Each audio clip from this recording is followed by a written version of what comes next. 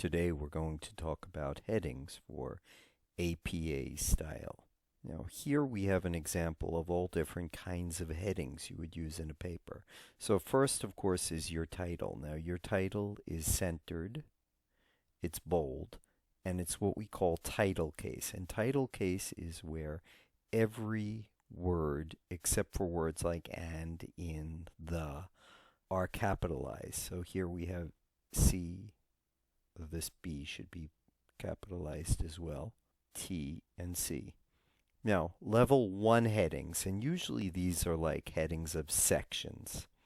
Level 1 headings are also centered, they're also bold, and they're also title case. Level 2, which are subheadings, would be all the way, flush left, bold, and title case. If there's something underneath that, so a sub of level 2 would be level 3, that would be left, bold, italics, and title case.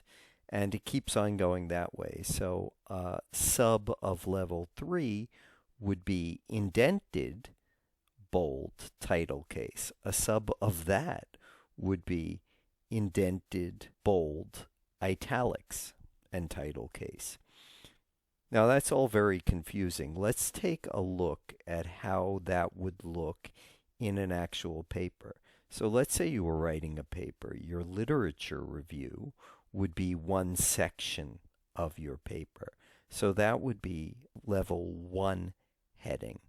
So level 1 should be bold and it should be centered. Now inside of the literature review, we have a lot of different subcategories. So the first subcategory inside of the literature review is technology affecting education. How does technology affect education? So this would be a level 2. So it's going to stay flush to the left, but it's going to be bold and title case. Inside the classroom, well, that's going to be a sub of technology affecting education inside the classroom. So that's going to be level 3, and it's going to be italics. Now gamification inside the classroom is going to be a sub of that, so it would look like this. And educational games is going to be a sub of that even. It would look like this. At home is another bigger category. So this is going to be like that. And then learning management software is software at home. They use at home. So we can do that and bold. And that could keep on going like that. Now, that's one way of doing that. You can do that all that way. However, here's an interesting thing we can do. So this is level 1 heading. So what I can do is I can go up here, I right click it, and update heading 1 to match selection. So in other words, what I'm going to do is I'm going to make this my default for heading 1. So I press that. Now heading 1 is set to be centered and this way. This is heading 2. I can do the same thing. Go here. I'm going to right click heading 2, match selection.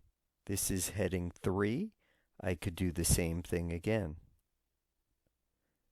Heading 3, right click, match selection.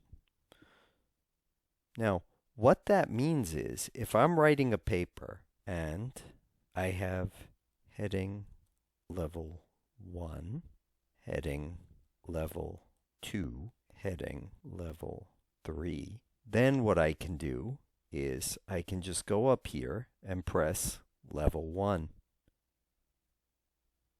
level 2, level 3.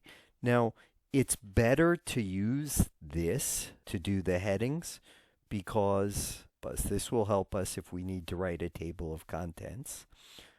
It will automatically write a table of contents for you. Also, what you can do with these little triangles is if you add a bunch of information in here under heading level 2 or 3, you can collapse this so that we just see the levels and then uncollapse it later. This is also useful for people with disabilities. The software can tell them what the different headings are. So it's always best to use these settings if you can.